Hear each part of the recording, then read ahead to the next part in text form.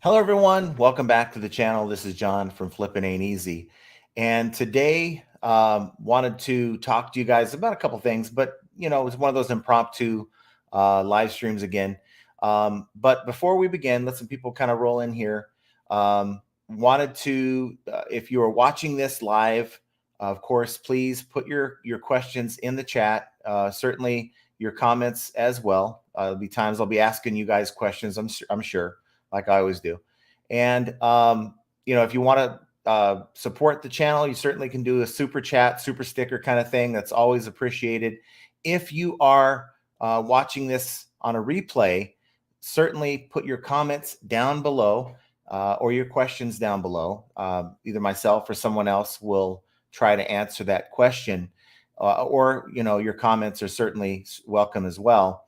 But no matter how you're watching this, whether it's live or whether it's after the fact, hit that like button, guys. It's kind of all I ask for taking the time. It doesn't take you but maybe a second or two to hit that like button, and it certainly does help the channel. We have about 20 people right now watching, and it'll get to about 40 or 50, I'm sure, like it usually does. Want to say hi to, we have Jim Owen in the house. Hi, all, good vibes. Patricia Thompson, hey there, how you doing, Patricia? And LSGS Rob, sup, big dog, how you doing, LSGS? I appreciate that. Austin is in the house. We have Chris Morris, house sales. Sales aren't where I want them to be. They're, I would say, probably down by about 25%. But that's kind of all on me. I think the market is okay right now. It's supposed to be fine this time of year. And I hear there's some people having good sales, others not so much. So a lot of it is based on what you're selling. I mean, at least in my case. Patricia says, I am an eBay hell. Well, I want to know more about that, Patricia. So if you could put that in the chat, I'd be curious as to know what's going on. We have the yellow Volkswagen Beetle. Hi, Rhonda in Texas.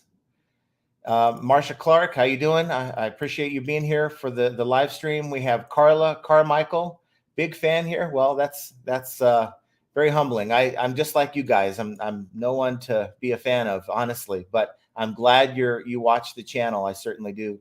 Denise Browning, good evening, all. Well, afternoon, so you must be on the West Coast, East Coast, that is. Chucky's in the house. Keep getting lowballed. Yeah, I just had a situation earlier today on that. We have Gail Carlson and Julie Powell. Hi, John. Thanks for all your information.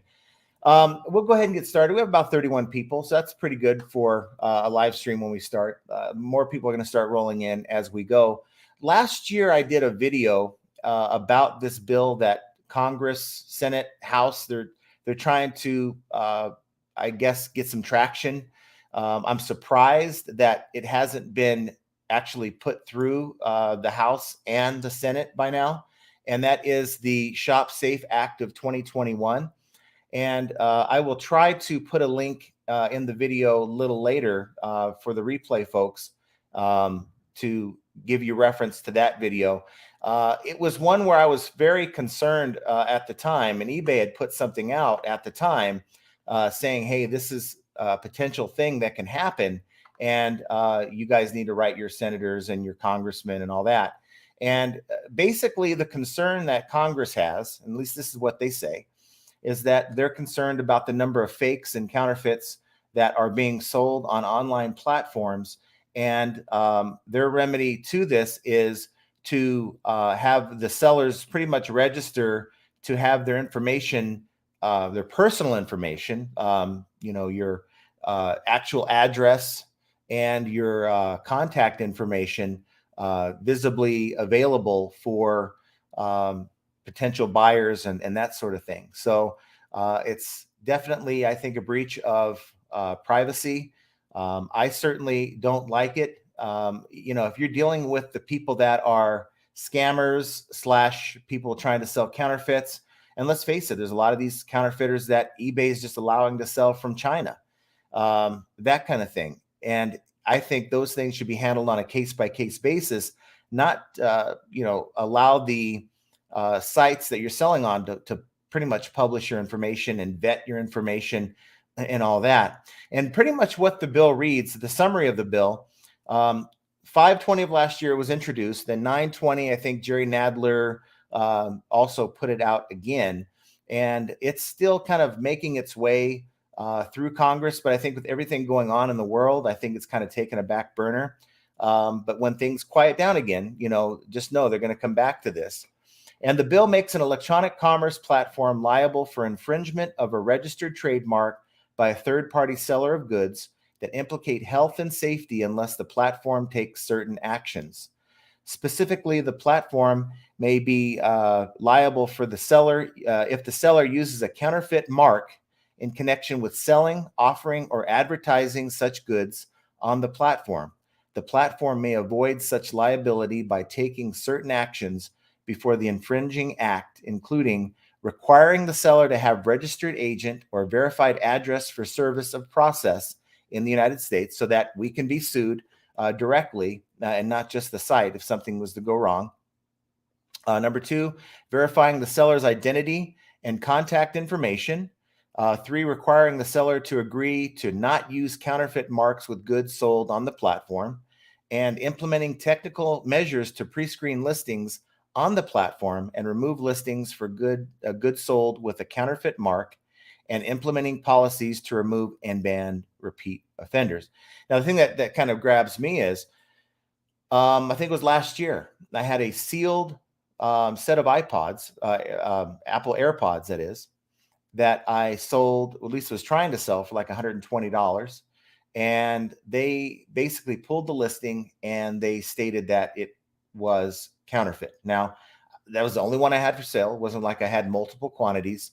They didn't have the item in their possession. I certainly had it. And there's nothing counterfeit about this at all. I've sold dozens of these before in the past, sealed or opened.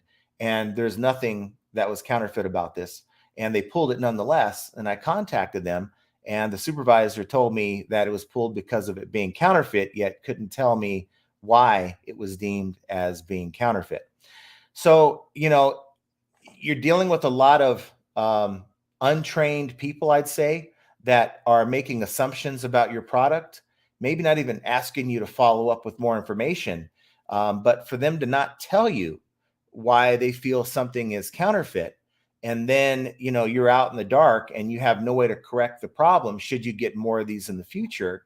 It's definitely an unsettling thing. And I got to tell you, eBay is the first place I'm going to go when I get some more Apple AirPods. It's just a great market for it.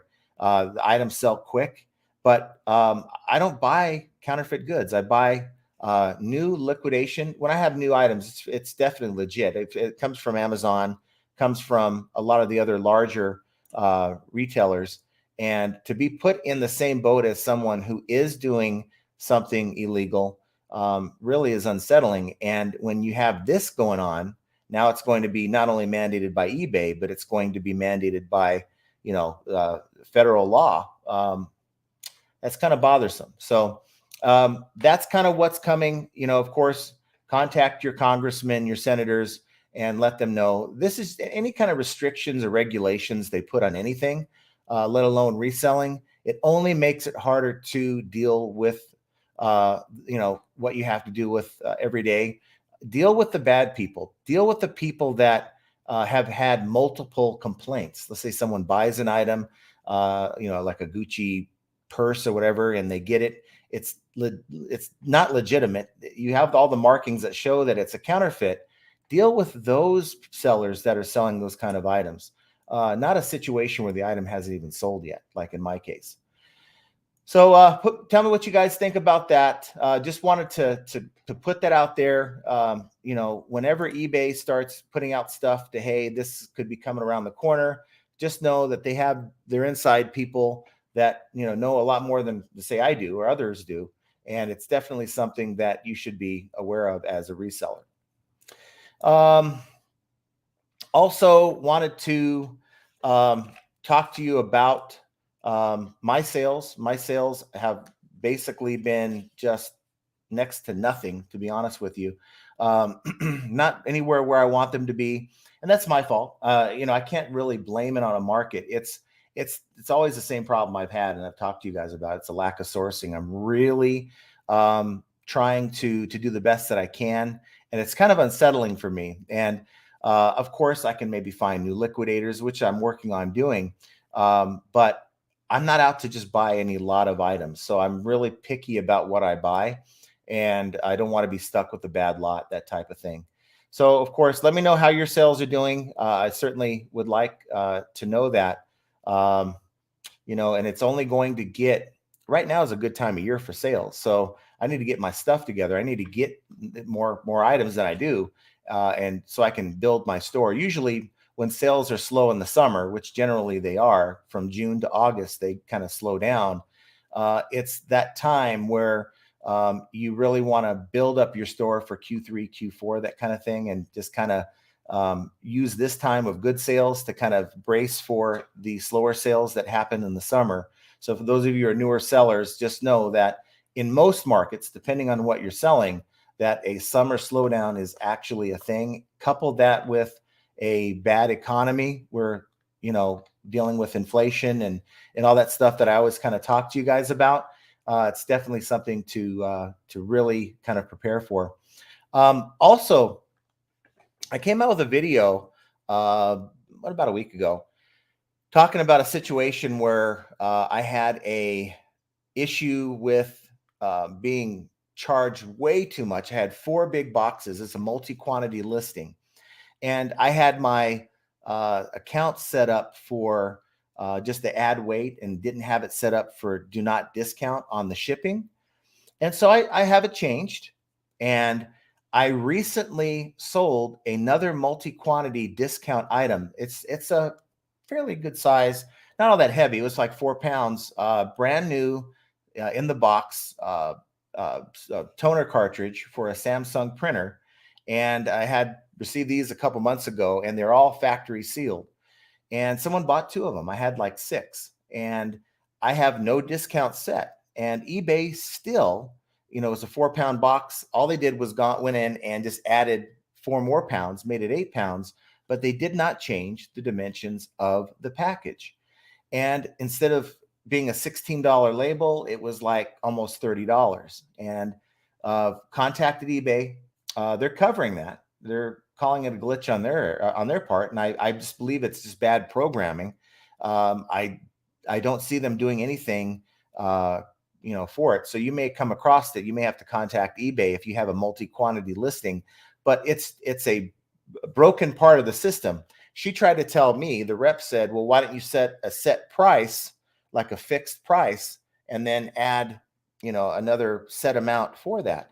Problem is, if you get over 3 pounds, it starts getting kind of expensive depending on where that item is going. And the dimensions are very important. eBay is sort of just treating it as a weight thing, but the dimensions are just as important as the weight. So you can't just smash it all down into the same box. You have to account for the larger package that you're shipping out. But eBay isn't doing that. And that could be a problem. So if you're selling larger, I'd say over 3 pound multi-quantity listings, and you're, say, like I am on the West Coast, it's really going to be impossible to set a fixed price, and calculated is kind of what I do. And that's where the problem lies. So something to consider, maybe sell one at a time. I don't know, but it's definitely something that is problematic. Thankfully, I only have a couple listings that have multi-quantities. But when you have people that are buying multiples, it is throwing a wrench. And they wanted me to go back and tell that buyer, hey, it's going to be like $14 more. So that's bad business. You can't go back and tell the buyer. This is something you guys caused. I tell you that I'm selling 6 items, and this is what I'm selling per item, and I put no discount. eBay, it's on you to get that right. So your thoughts are also welcome down below. Tell me if you've come across that issue. But if you haven't, just know your multi-quantity listings could be a problem.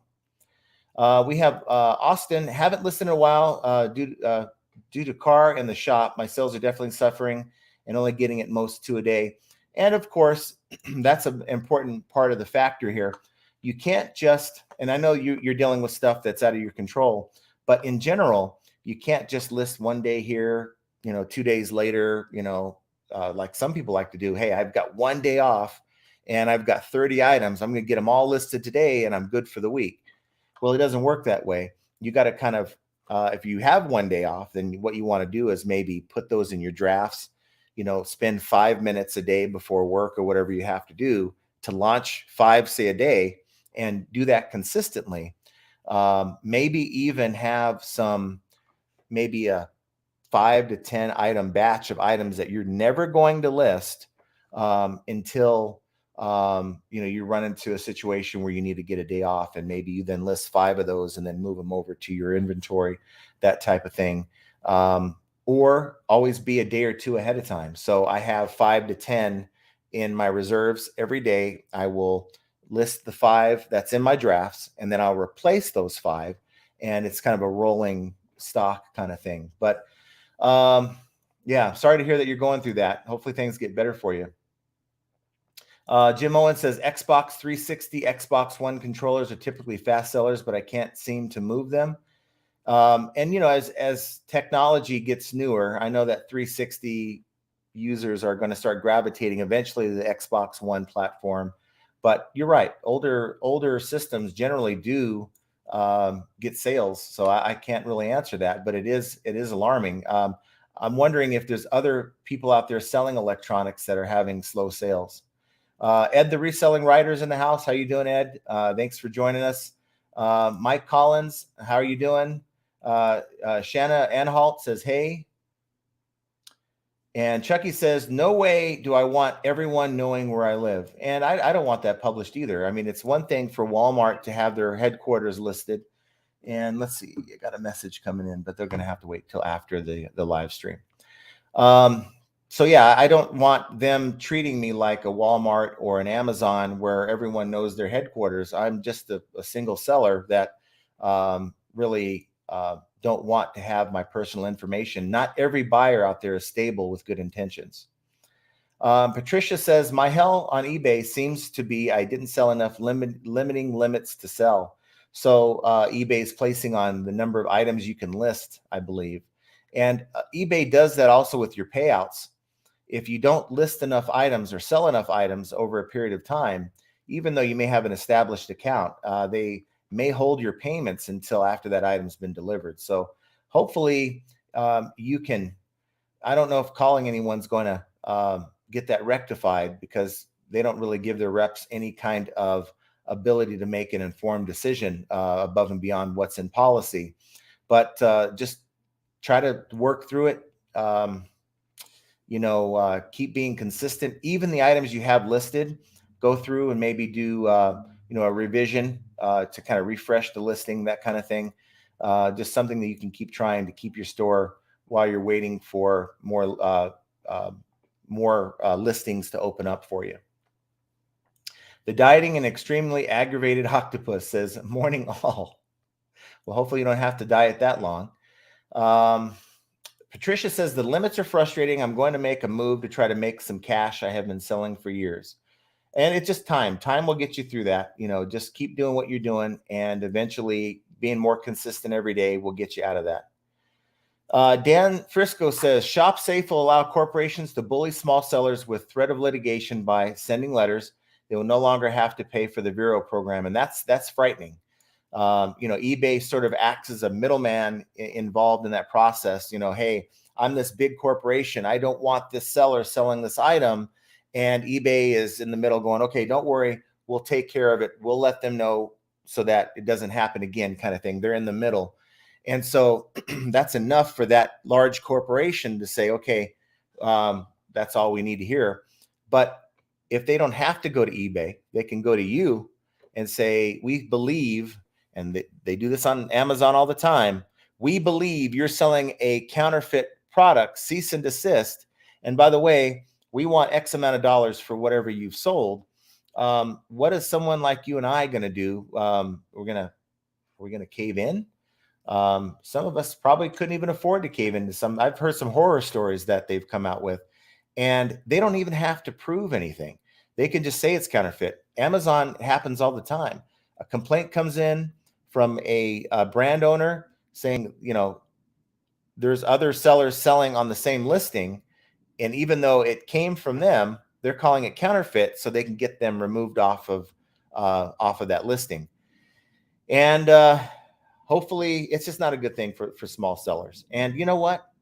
I I see the emails coming in from eBay saying, "Hey, this is a bad thing for sellers," but do they really care about the small seller? That's what I want to know, because they're gravitating towards, if they're saying that they're wanting the larger sellers to be on the platform, and us lower end sellers, of course, that means that we're the smaller sellers, which is kind of what built eBay to begin with.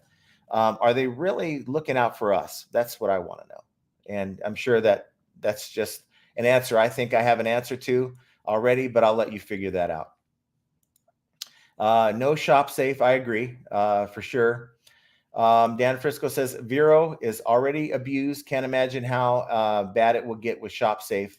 Like I said, you're going to have people that have bad intentions. It's cutthroat on Amazon, and all you're doing is inviting that type of environment to happen on eBay. If you think Vero is bad on eBay now, just wait until that kind of thing happens. LSGS Rob says sales have been good on the men's clothing sector. I have a second store where I sell mainly electronics printers, and I've listed once a month. Just sold about 15 items this past week from that store. That's pretty good. As far as clothing, right now is probably the best time of the year. Probably through the end of April, maybe early May, and then things will start to slow down historically, and then pick back up end of August into September. That's kind of seasonal for clothing, from what I've seen. Gail Carlson says, my sales have been decent for me considering that what I sell. Post office has been my pain. Thankfully, I have a good carrier. She didn't start off that way. The first day she came to my house, she actually knocked on the door, and I'm right by this door. It takes me 3 seconds to get there and open it. She was halfway to her truck first day, and it was almost like she was just ringing the bell and running, what they call that, ding dong ditch. That's what was happening. And eventually got her to come around, say, hey, I appreciate what you do. Gave her like a gift card to Starbucks. And of course, that's all it took. She's been very good, bringing me like bags and totes and all kinds of stuff. So all's been good with that. Gail says, my sales have been decent for me considering what I sell. Post office has been a pain. Okay, that's what she just said. My sales have been decent, especially in the art category. So that's interesting. I've always wondered right now with the economy, how that's affecting collectibles, art, things like that. I don't know, because I don't sell anything like that, but I'm curious for those of you who sell that. Mike Camparelli, thank you for the super chat. It's certainly appreciated. Hi, John. Just saw that you were live. I'll catch the whole show on rewatch. Wouldn't miss any of your content. Really helpful. Thanks for all you do. I appreciate that. Thanks, Mike. I certainly do. Thanks for tuning in. You didn't miss a whole lot. I mean, I talked about the Shop Safe Act and a situation that I deal with the UPS labels with calculated shipping. Other than that, we're just answering your guys' questions. So that's where a lot of this good content comes from. Tommy Bernard podcast, looking to be another record month. I don't see it letting up anytime soon.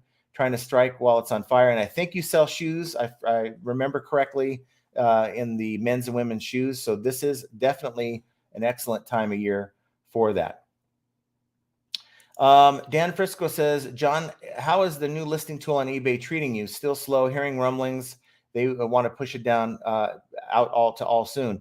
I have gone back and forth. So whenever I have a listing that it's a rare occasion, but if I have, let's say I have that electronic item that I want to be able to display that it works properly and show all the features within a 30 to 40 second period, I will then do a video, and I'll go to the new listing tool. I'll upload the video, finish that listing, and then I'll immediately go back to the classic lister. I do not like the item specific side of things. It is, to me, it's a little bit more involved than the old lister, and it definitely takes more time. And I think I'm pretty adept at both. I spent a lot of time on the new one. I tried to really like it, but eventually they're gonna make us use it. So you may want to just kind of get used to maybe on a slower day, just get in there and trying it out. But I personally do not like it. But you know what? I think that's kind of how things are with change. Whenever eBay and with eBay, change is constant. whenever eBay wants us to change, I think sometimes our first instinct is to kind of rebel against it instead of giving it a real chance. I think we kind of go into these new things with a negative mindset, and that's normal. Um, but I can tell you, my feedback on the new lister isn't because I don't want to use anything new. It's really because I think it's just not where it needs to be. I honestly think you have people who design these things that do not list on eBay themselves. Maybe they think that a certain design or a certain way of doing it is more efficient for sellers. And I'm very curious to know if they really use the feedback from actual sellers when they design these things.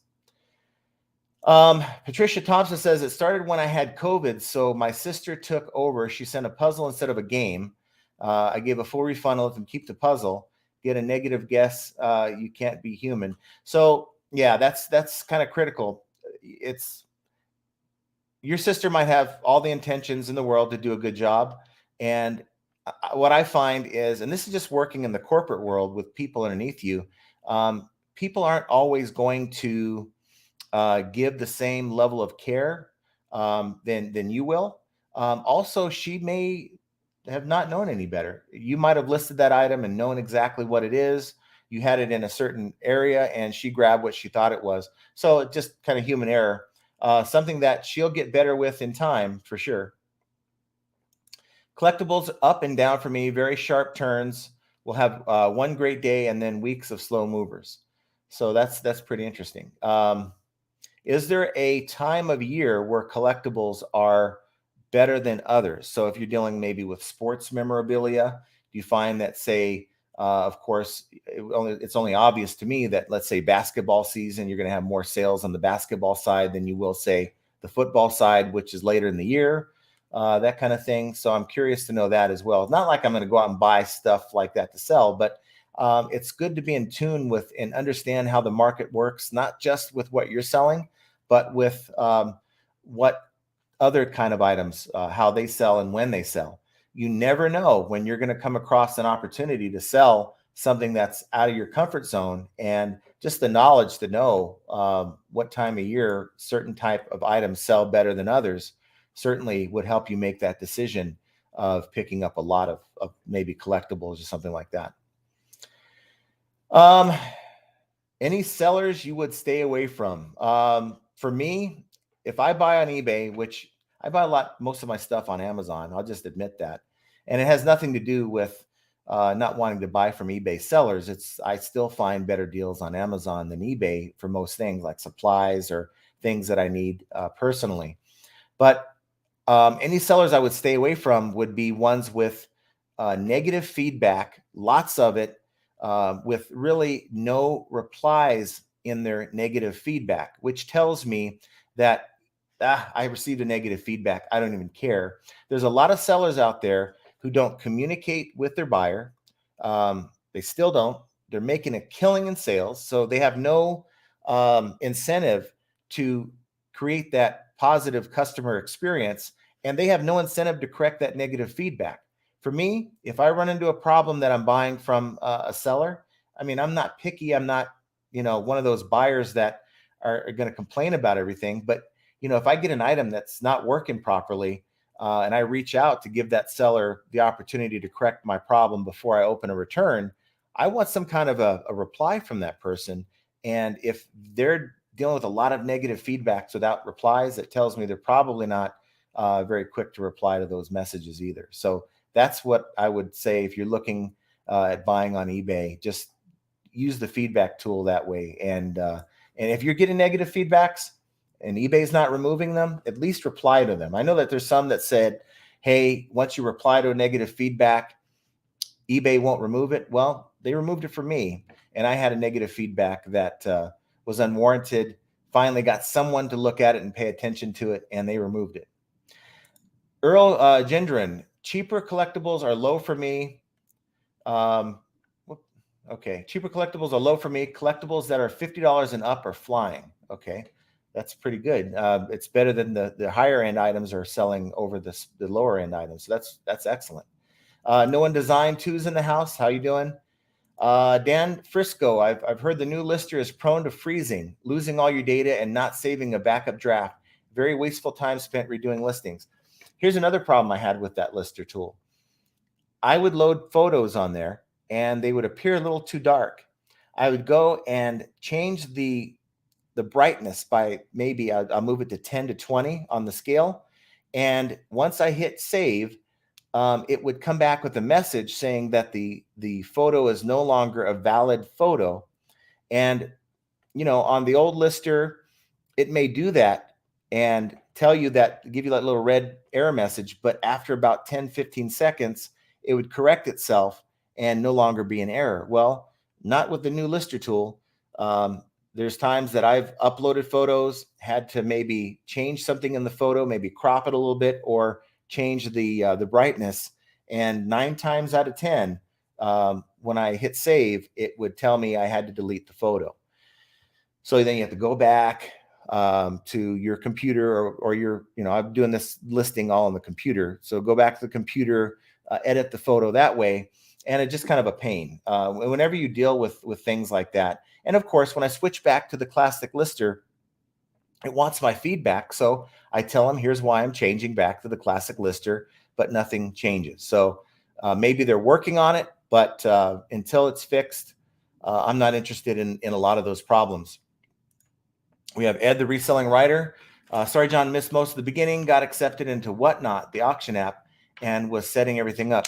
And that's awesome. I know that if you're selling collectibles, clothing, I think there's a limited list of items that they deal with. I hear it's really good. You're tapping into a different generation of buyers. And certainly if you can get into that market and you have the kind of item that they're looking for, it's certainly something you should be doing. For me, I sell everything. And right now my focus is mainly on eBay, a little bit of Mercari, a little bit of Amazon. But for the most part, my focus is on eBay. And of course, as I get better sourcing and more sourcing, I'll have more opportunities to expand more of my items to Mercari and eBay. Right now, I'm just trying to make it work on eBay. Pre-owned collectibles, well, best in Q1 for me. Family members buy gift cards for collectors because they don't know what is in someone's collection. Okay. Jim Owen says, why do people pay so much for auctions, especially lots? One would think most of the bidders are sellers, so it vexes me. It could be a number of things. Maybe people buy them, multiple people need that particular item. Maybe they think that they can go and take your item and flip it somewhere else. Maybe not necessarily eBay, could be at a flea market. Maybe someone that they know is looking for that particular item, multiple people, and maybe they can either make a few bucks off of it or that type of thing. There's lots of reasons for it. I have some lots up. I just sold a lot of 12 electrical components that I picked up. They're brand new. I forgot exactly, like circuit breaker switches or something like that. I don't know how to use them. I don't have any idea what they're for other than what I found on the internet.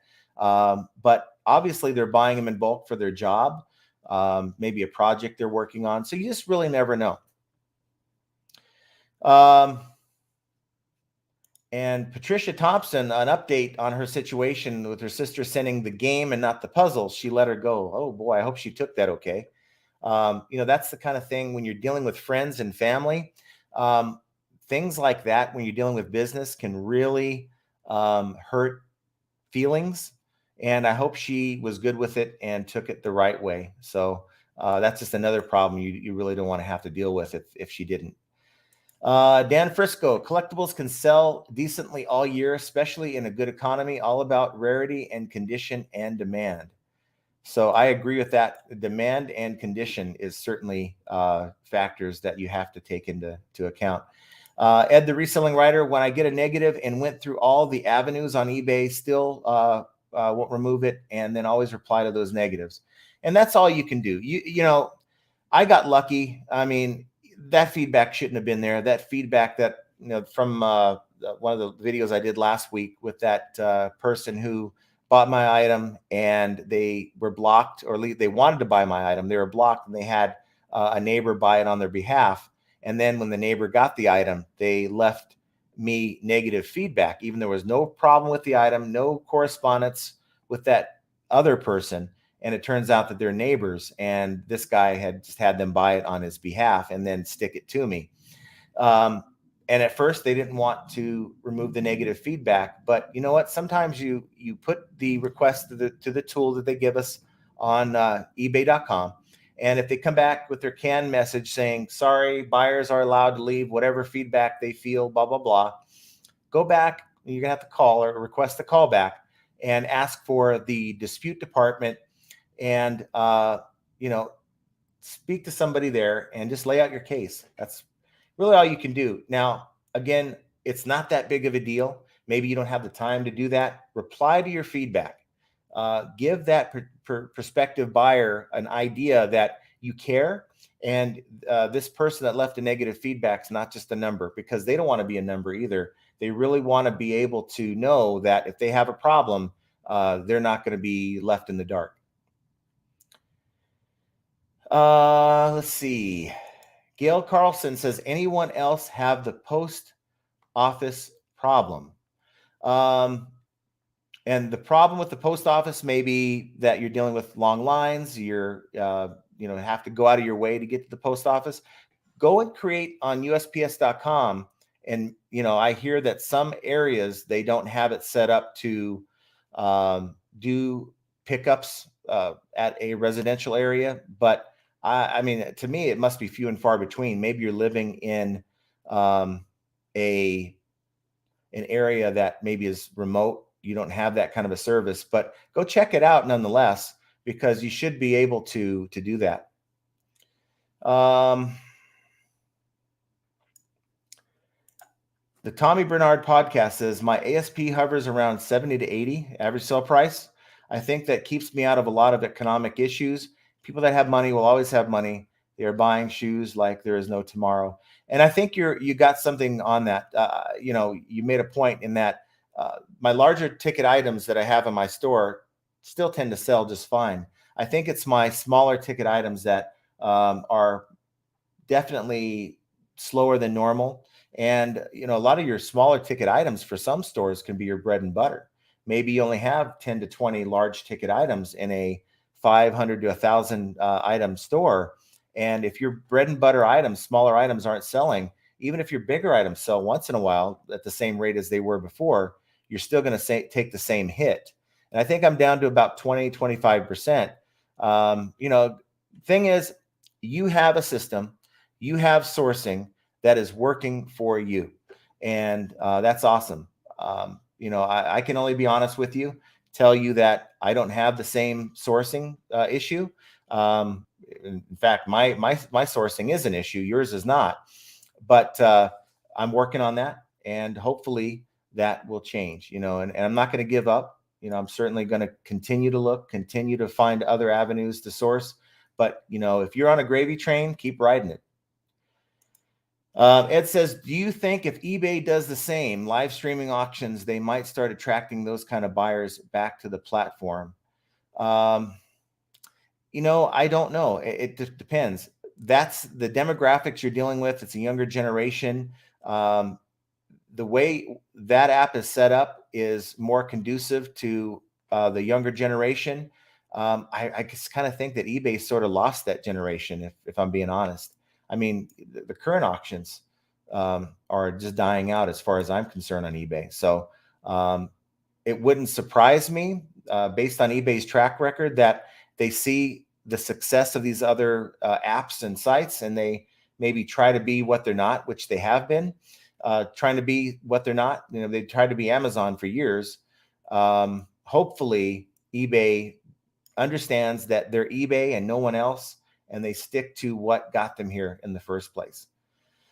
No One Designed To says, general merch sales are up for me for the most part. Health and beauty and home and garden been up since February, was kind of odd, but heck, I'll take it.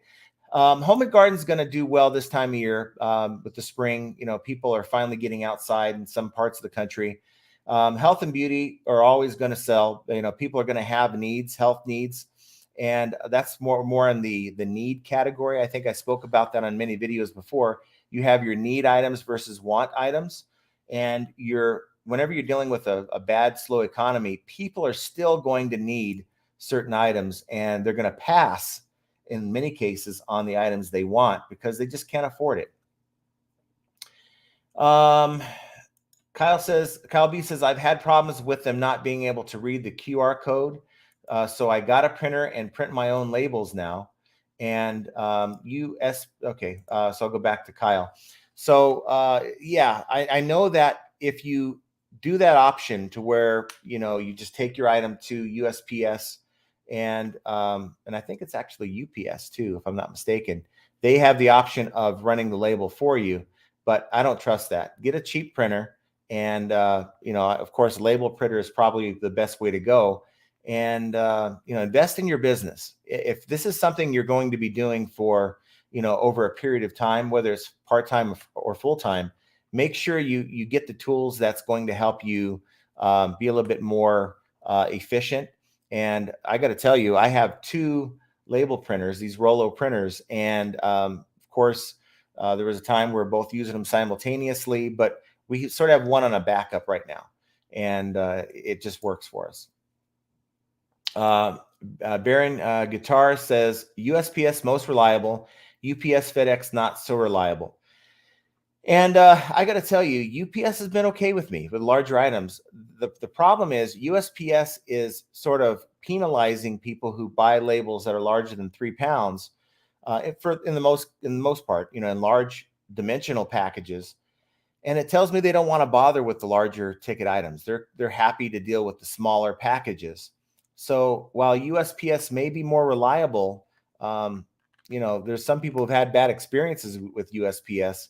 So that's kind of a general statement. But I got to tell you, I certainly wouldn't go out of my way to list an item for USPS that's a larger item, because you're spending a lot more money than you would with UPS and maybe even FedEx. I stopped using FedEx because of the many, many surcharges. I think I spent hundreds of extra dollars I shouldn't have had to spend because they were hitting me with these extra fees on packages, saying that, my 10-pound package was actually 18 pounds, which is not right at all. And, how am I going to argue with that? I don't have the package with me anymore. So I stopped doing business with them. Wanda Greer says the post office will not pick up in my area unless it's a priority package. Okay. And so what I've done is I've gone in and I have my account made on USPS.com. I have 6 months worth of Monday through Friday. I've selected 5 priority and 5 first class items for every day of the week. And of course, sometimes the newer carrier will come, the one that are filling in for the carrier that comes every day. And they'll come and say, hey, I've got pickup for 10 items. And no, I only have 2 today. They take it. They're happy. They walk away. They're happy. They don't have to deal with 10 items. They get 2. So maybe that's an option. Maybe put in a request for, 5 priority mail items, maybe 2 priority and 3 first class, that kind of thing.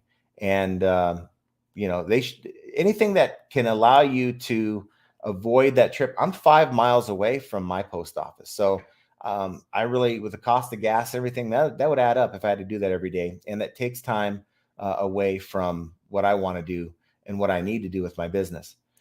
We have Biscuit Butt in the house. What up, Flippin' and Jenna? How you doing, Archie? Let's see. Tommy Barnhart says, yep, my connections are amazing, but they can be gone tomorrow as well. Just try to take as much advantage as possible. I 100% agree with you. I remember 2 years ago, almost to the day, I had such good sourcing where I was making about $25,000 in sales. I did that for 3 straight months, and it kind of started falling apart after that. So if you get the good opportunities, ride that train, because you never know when it's going to end. That's for sure. Kent Daigle says reselling isn't for everyone. I 100% agree with you on that. There's many factors that go into that statement. But mainly, if you're not self-driven, if you need to be reminded every day to do this and do that like a boss would, then certainly it is not for you. That's for sure. Biscuit Butt says, my want and needs are I need my flipping ain't easy fix and want more videos. Well, I come out with videos, I come out with videos 2 to 3 times a week, and it's Um, I guess I can come on here and do a live stream and just talk to you guys every day, but I think you guys want a little bit more than that from the channel. And so coming up with content that you guys would be interested in watching is sort of my priority. And I look at the videos that I make and I say to myself, is this something I'd want to sit and watch for 10 to 15 minutes? And if I can't give at least, yeah, I think so, then I probably will scrap that video and try it again the next day. That's happened many times, actually. Rainy 204. Hey there, love your videos. I got a question. How do you deal with difficult buyers on eBay? I give them a chance by communicating with them. Maybe they come off difficult. Remember, we're dealing with a customer with an eBay messaging system. And just like you send a text to someone, it may come off the wrong way. Have you ever sent a text to someone where they got offended and you're like, wow, I wasn't even saying it like that? Well, that's sort of the limitations we have to deal with. And sometimes a difficult buyer may come across with an innocent question, and just the way they word it makes them sound like they're going to be difficult. I embrace when buyers reach out and ask questions. When it begins to be one question turning into 5 to 10, that's when I say, maybe it's just time to block. And that's how I would do it. If you're dealing with a difficult buyer, they haven't bought from you yet, just block them. And that's the best way, because if they're willing to give you 5-10 questions on an item, they're going to think that you're technical support once they get the item. And I've had that happen many times as well. Jim Owen, I will rephrase the question. Okay, why doesn't everyone just wait until the last 60 seconds for the auction item to expire, then bid? Bidding these days leading up to drives the price. Yeah, and so you're talking about your snipers, and I think there's a lot of people who do that. I think there's people who are shopping for the item. Maybe the item's ending in 2 days, and they just want it now kind of mentality, even though it's not ending, and they'll just throw a bid on there. And then when it comes time to pay, they forgot they bid on it if they're the high bidder. But that's a good question, because to me, that's the best way to approach an auction, is to just snipe it. Why put a bid that's just going to bump up the bottom line price anyway?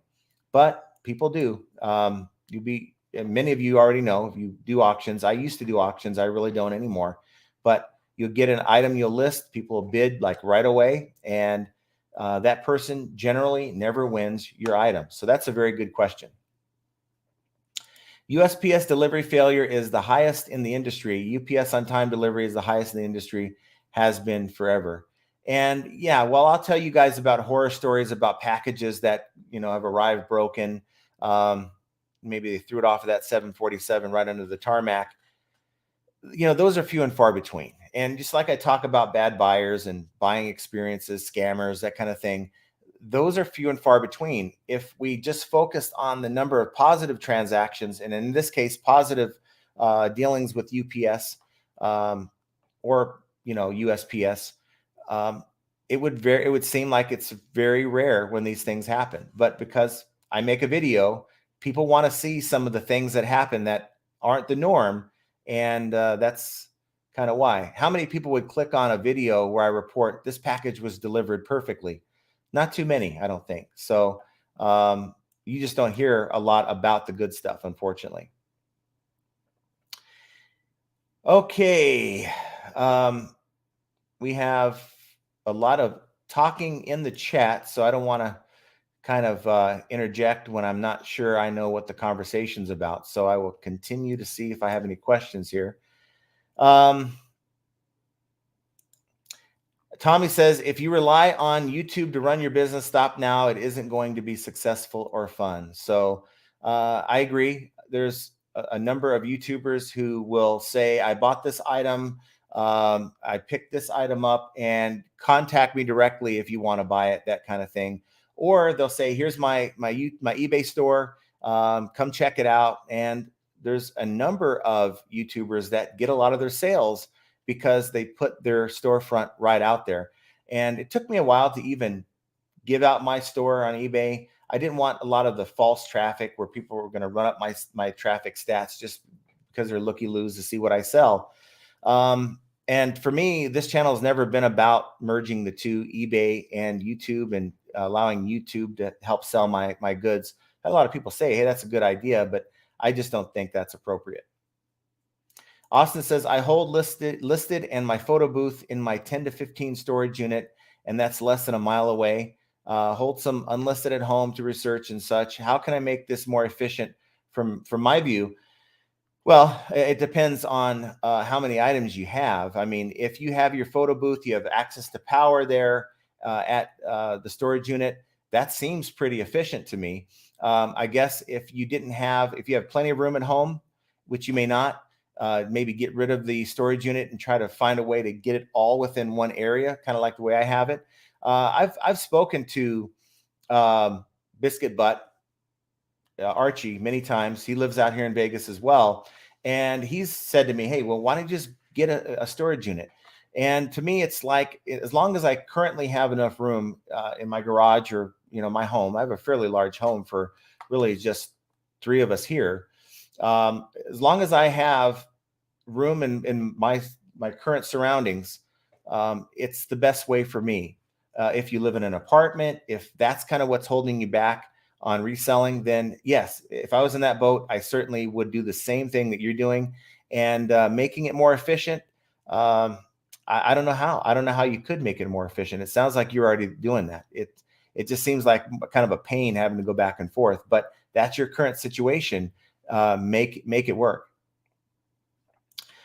Biscuit Butt, who wants to see John outsourcing? Well, there's not much to see. I guess I can go online and do a video of some of the sites that I look at, but it's sad. It's pretty sad right now. And I'm not just going to jump on the first pallet that I see. There's pallets out there, but I want to make sure that I make money off of a pallet. You see so many stories out there where someone will buy pallets and say, this sucks because, they lost money on it. They just bought a random pallet and they didn't do their homework beforehand. I do my homework, and it turns me off of about, I'd say, 80% of the pallets that are out there. Dan Frisco says, I'd like to say to be careful with whatnot. Seems YouTubers are trying to advertise for it and using their subs to sell things, not sustainable long term. Maybe as it grows, it'll be sustainable. But yeah, there are some large YouTube channels that are using their platform on YouTube to get people on their items on whatnot. And you know what? It's a tool they're using. They're making money with it, and more power to them. But yeah, for the average seller, it may be something where at first that you may not get a lot of traction until the site grows a little bit more. Not sure if it's vintage. I'm new here. I saw your video about blocking that buyer. Appreciate you sharing your experience. Wish you would have shared your response messages so we can learn how to avoid possible bad buyers. Yeah, and a lot of it is I kind of did have that information in the video, but I didn't want to turn it into a 40-minute video. I think people sort of tend to turn off. Sort of like when you read that long-winded comment and you want to maybe read it to see what it's about, but you just say forget it because it's just too long, and you just didn't want to be bothered. I don't want my videos to turn into just such a long-winded story that it gets boring and it just loses interest. So when we edit the videos, it's a lot of those things are considered. That's for sure. Tommy Bernard podcast. I agree. Misery loves company. That's for sure. People want to know what the bad stuff is. If you have a lot of bad stuff to talk about, people want to know. And I guess for some, it's about learning how to avoid that situation when it happens. But of course, misery does love company. So I agree with that statement. Travel with Jose's in the house, and Jose says USPS has only lost one of my packages out of 400 plus items. No complaints for me, and it's going to happen. Lost items, broken items. It's just like the fiasco we had back in 2020 around the holiday season, Christmas holiday season, where we had items that were showing up a month after it was sent, and people have already refunded the buyer for those packages. That's when things became normal, and it was no longer a one-off kind of situation. Almost every seller had that situation. So yeah, USPS has gotten their act together lately. That's definitely for sure. Yellow Volkswagen Beetle says, I lost my post office receipt today, so I was unable to enter tracking numbers. will I get a defect for this? I read a post, and see, I always upload my tracking. I always have. And whether I buy it from Pirate Ship and then have it linked to the account so I don't have to do anything, or maybe I go in, buy the label, and then I copy paste it. I've always uploaded my tracking number. From what I understand, and I read in this other post, that if you mark it as shipped, and I don't know how you would be able to meet eBay's requirement to deliver by a certain date, because there's no tracking number. I'm not sure how that would go. That's a good question. Maybe somebody has an answer to that and can comment down below. But I don't want to guess and make you think you're not going to get a defect, because I've just never experienced anything like that. My storage unit just went up another $100 this month. I'm out. It's all going to the garage now. Wow. And see, that's the thing. That's another expense that you have to figure into your business. So do I want to spend, you said another $100. So if you're spending, let's say $100 already, that's 200. Would I rather spend that money on inventory, or do I want to store items somewhere when I can store it at home? One thing, Archie, you just got to get rid of all those cleaning supplies that you got in that one pallet. I think you got rid of a good chunk of them. I'm not sure if you got rid of them all, though. Tommy says, if you don't enter tracking, yes, buy the tracking on eBay and save tons of money. Counter rates are ridiculous. Yes, and it cracks me up that a lot of this is on the buyer side. Sellers should know better, but never buy your labels at the counter at USPS, UPS, or any of that. Paying retail is just going to cost you a lot of money, and make it so that you're going to lose money in the long run, as far as I'm concerned. LSGS Rob says, not that many people rely on YouTube to run their eBay store. There is absolutely nothing with promoting your eBay store. If you have a channel about reselling, their stores do more than enough in sales. Yes, but I do know of a few channels that they maybe stopped making videos for a while and their sales went down a little bit. I really think that there's an audience, especially when you have, 20, 30, 40,000 subscribers and you get a lot of views on your channel. There's people that like you. If you have that many subs, they like you and they're looking forward to the next stuff that you put in your store. And because they know you, maybe they like the kind of stuff you're selling, they're going to be more apt to buy from you than they would just go on eBay, some random person. So I think that there are some sellers that definitely benefit from that. Now, I'm not hating on them for it. It's certainly a tool. You do what you can to make money in this business. And if that's how you want to make money, certainly. I got to tell you, there's not too many viewers on this channel that's going to think there's anything special in my store. So I just assume to just keep that information to myself and just grind away. Maybe if that situation changes, I'll be more, willing to share that information with you. But really, my store is not special at all. Let's see. So Dan Frisco says, back to the new lister tool. When you started using it, did it affect your previous listings where you used the classic? No, it didn't affect anything. In fact, I uploaded the item with the video. And then once that was posted, I went back to the older classic lister and my video was still available for that buyer on that other listing. Yeah, in my answer to your question, you may have marked it shipped, but again, there's no way for eBay to see if you delivered that item or if it was delivered by the date that they that window of dates they give the buyer. Here's the estimated shipping arrival date, and eBay wants to see that the item has arrived within that time frame. And if there's no tracking, there's no way for them to know that. Let's see. LSGS talking about viewers that rely on YouTube to learn reselling and never get off the teat, learn how to think for themselves. Most have zero clue how eBay actually works. And I agree. There's a lot of YouTubers that have a good following, but when they're asked questions, maybe they're talking about that particular topic and they're asked questions and they can't answer it. It's kind of cringy. Hopefully, like I've told you guys on this channel, I'll never represent myself as knowing everything. I don't. I rely on a lot of your answers and a lot of your feedback and a lot of your comments to maybe inform me sometimes on information. And if I give the impression to any of you guys that I think I know what I'm talking about 100% of the time, I'm sorry, because that's not who I am. I certainly am willing to tell you when I don't know. And Tommy says marking ship doesn't stop the defect. And after thought, I tend to agree with that. Rich Colby says not only buy labels at home, save money as top rated, but ship priority first class, which will make money on as a top rated seller. Let's see. Tommy says items have a market value, which includes shipping. Paying double and triple at post office for shipping just kills your sales because you have to discount price to absorb ridiculous shipping prices. I agree with that. And every expense that you have to encounter, whether it's shipping, cost of goods, eBay fees, all these things you have to figure into your bottom line. And if you're paying just too much money on shipping, and if you are making money, you're making less than you would if you were saving on shipping. So that's a big leak. You need to find a way to fix it. Stop paying full retail for labels. That's definitely something that all sellers should stop doing right away. LSGS Rob, that's a good point, John. True, I have a YouTube channel, but I haven't made a video in a month. In months, we'll be back and making videos this summer. Awesome.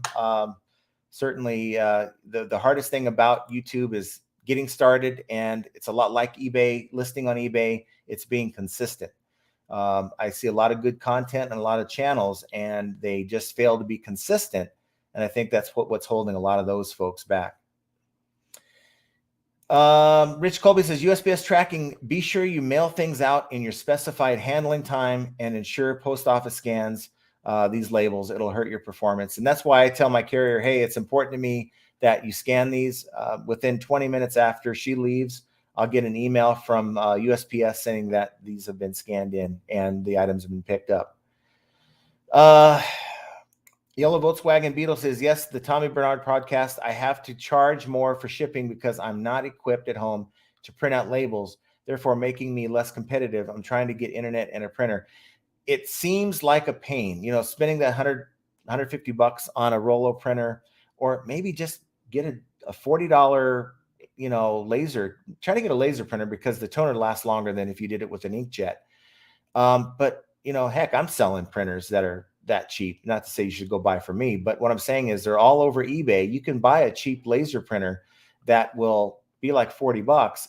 If you're selling enough items after the first week, it'll pay for itself. You just have to invest in your business. It'll help you in the long run. I've bought things before for my business that I'm like, this is kind of questionable. But once I got it, I'm glad I did. And I think this is a case for that as well. Since we're bashing YouTubers, what's your thoughts on Harry Tornado? Well, I don't come out by name and bash YouTubers.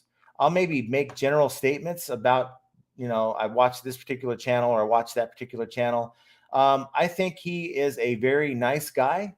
I think that he has, and he's told people this on his channel, that he has gone from an eBayer to a YouTuber that happens to do eBay. And, the bottom line is he's doing what makes him money. And with the number of subs that he has watching his channel, who wouldn't? Now, if that means that you're making more content and you don't have time to do the reselling, one suffers when you're paying more attention to YouTube, your eBay is suffering. So I certainly don't fault anyone, let alone Harry Tornado, for making content. I think he's true to himself. I think that's the most important thing to me. If you come on here and you are acting like you are all of that in a bag of chips and think that you're the next gift to God and, you can do no wrong, and that's how you report yourself when you're making your videos, I have a problem with that. And I tend not to watch people who present themselves that way. Let me just put it that way. And please, if you ever come across my content and I'm acting that way, please let me know. flippingainteasy2020@gmail.com. Send me an email and tell me, hey, you're out of line. I have no problem with that.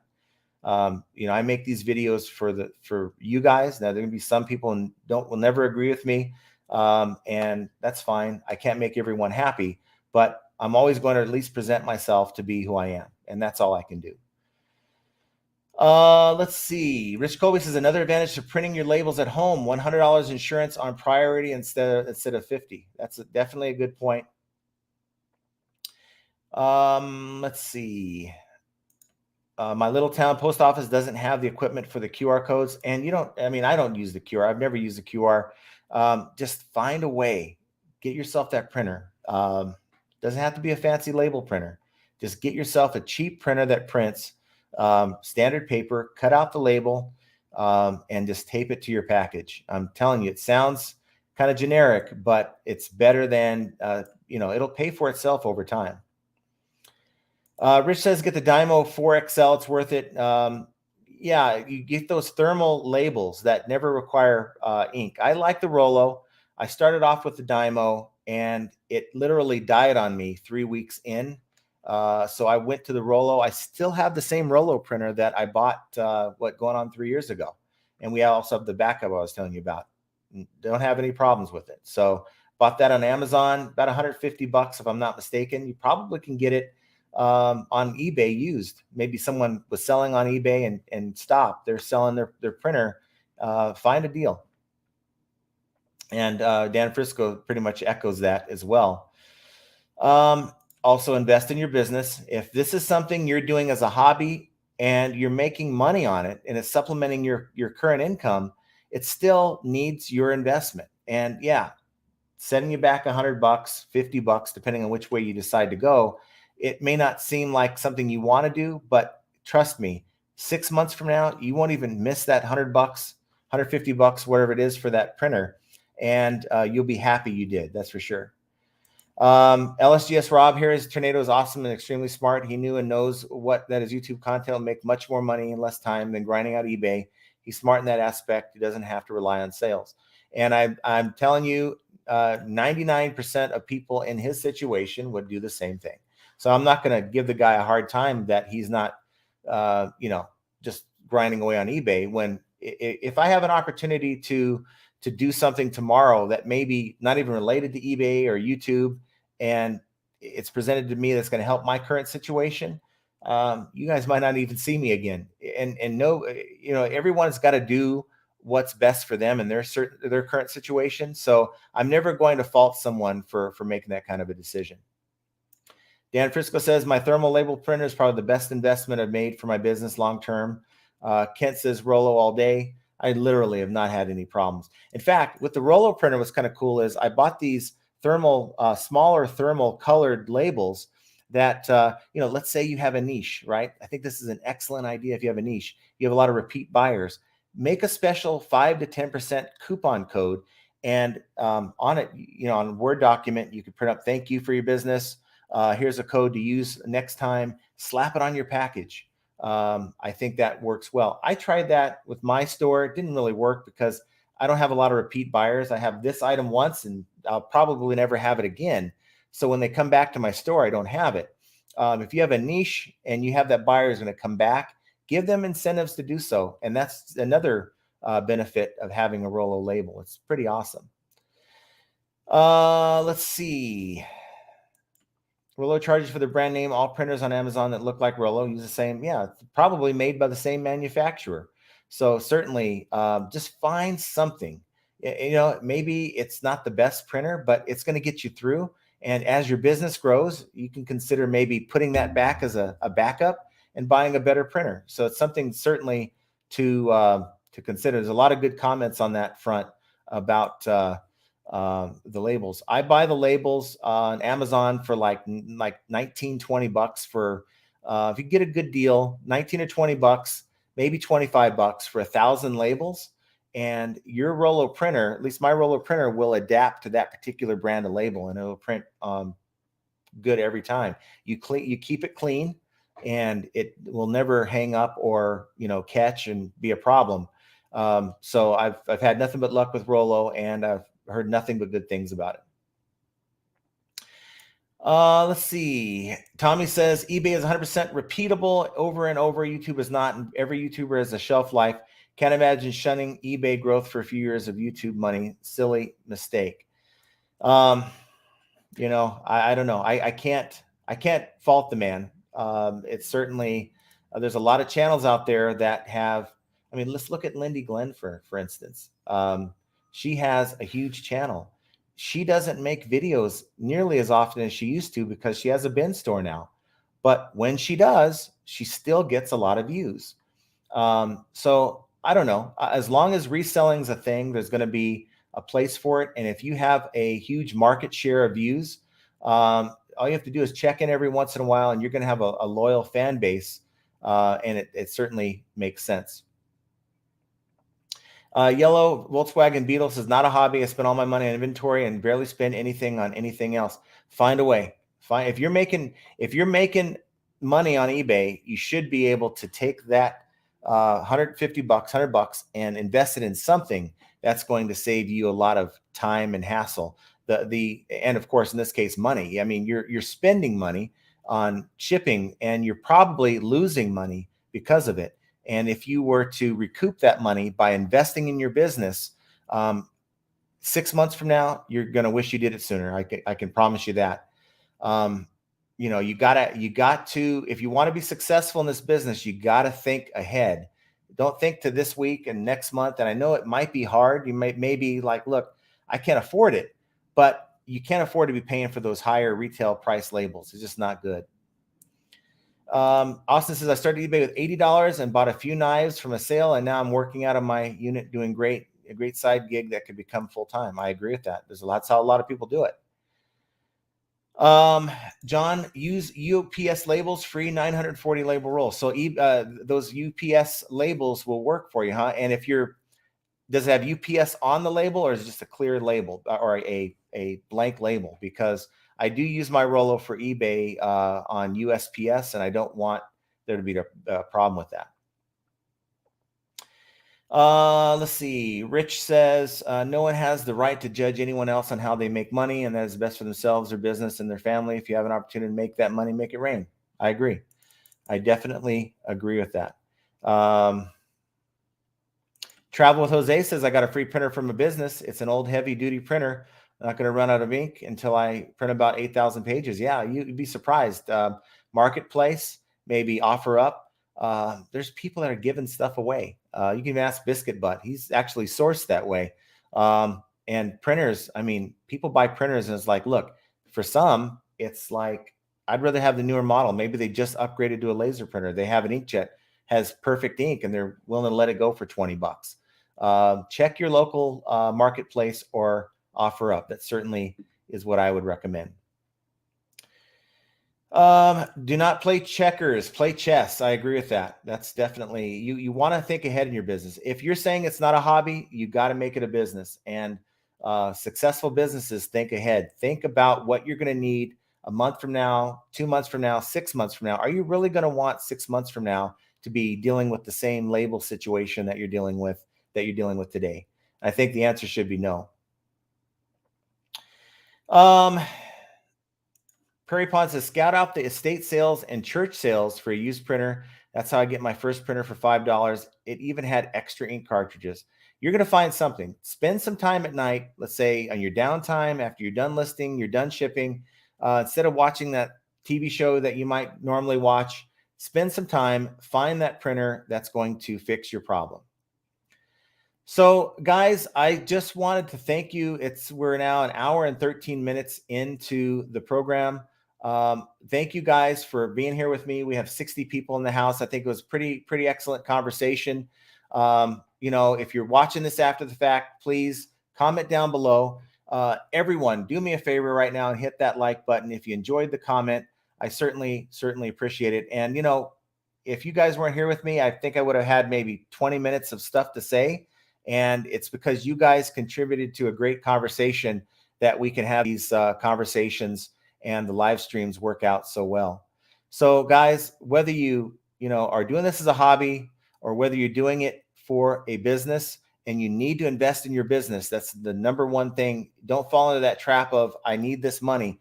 Maybe sacrifice a week's worth of profits and get the things that you need, because you're going to want to grow, and you're going to thank me and all the others later that told you to do this. But yet this is just another example of how flipping ain't easy. And I want you guys to have an excellent rest of your week, and you will hear from me very soon.